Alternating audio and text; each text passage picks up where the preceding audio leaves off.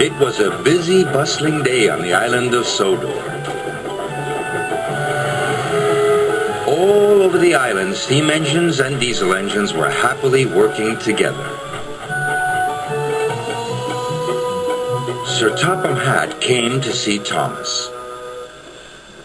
"The quarry has an important order to fill," said Sir Topham Hatt. "I need an engine that is both useful and reliable." "I won't let you down, sir," whistled Thomas proudly. But when Thomas arrived at the quarry, he had a nasty surprise.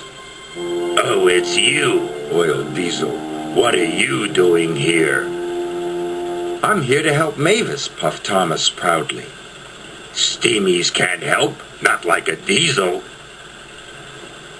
"That's not true," said Thomas crossly, and he began working at once.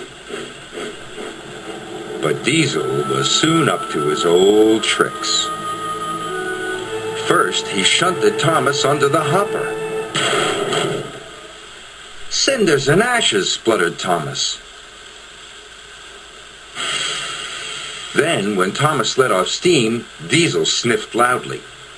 "What's that horrible smell?" he cried. "Oh, it's just a stinky old steamy engine." "How rude," exclaimed Thomas. "No wonder Sir Topham Hatt is thinking of scrapping steamies." "I don't believe you," huffed Thomas. But he was upset.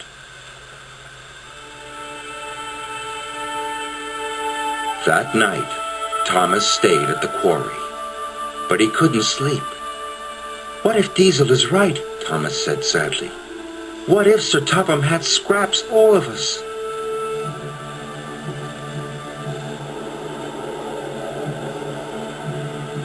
Thomas was worried. The next day, Salty had arrived.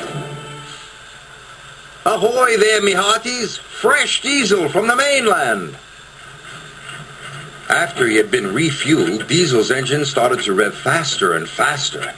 "Ha ha!" he chuckled. "This new fuel makes my axles tingle." "Coal doesn't make my axles tingle," sighed Thomas. "I wish I could have fresh fuel." Even Mavis was excited by the new fuel. "Oh my," she said. Thomas was feeling left out. Soon Diesel was showing off. "I'm the fastest engine in the world," he boasted. "Look at me go!" Suddenly, Diesel's engine coughed. Then it started to splutter. Black, smelly smoke billowed from his exhaust. "I feel sick," wailed Diesel. Mavis started billowing smoke too. "So do I," she groaned. The quarry manager was upset. "It's the new fuel," he cried. "Water must have leaked into the tanks." Soon all the other diesels had broken down. Harry, Bert, and even Salty had ground to a halt. So Sir Topham Hatt telephoned the quarry manager, and the quarry manager came to see Thomas. "You are to collect fresh diesel from the fuel depot." "Right away, sir," whistled Thomas.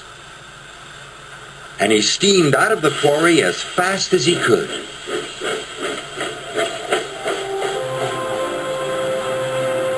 At last, he arrived at the fuel depot.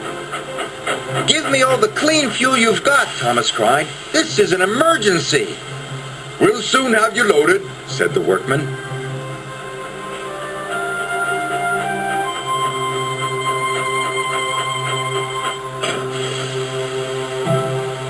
Thomas was soon loaded with trucks carrying fuel drums. The fuel drums were very heavy. Thomas pushed with all his might. His pistons creaked and his wheels squeaked, but he kept on puffing.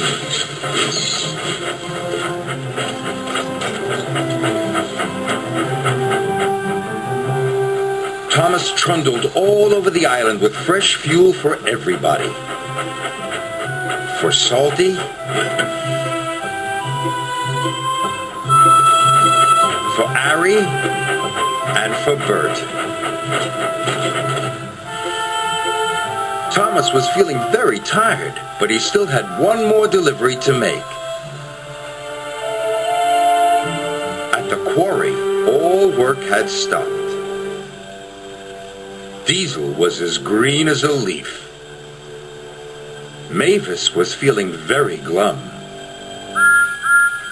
Then they heard a wonderful noise.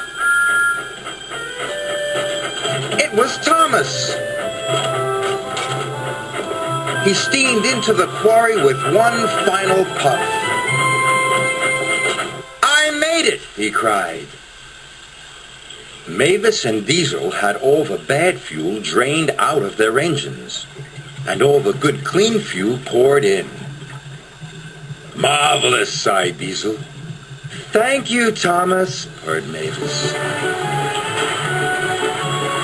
Soon the quarry was clattering with the sound of work.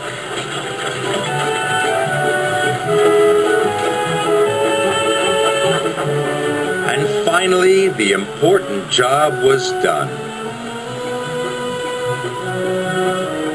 Sir Topham Hatt arrived on board Percy. Well done, Thomas, boomed Sir Topham Hatt. You have saved the day.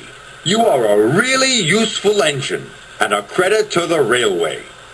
Thank you, sir, puffed Thomas proudly. And even Diesel had to admit that Thomas is a very special engine, even if he is a steamy.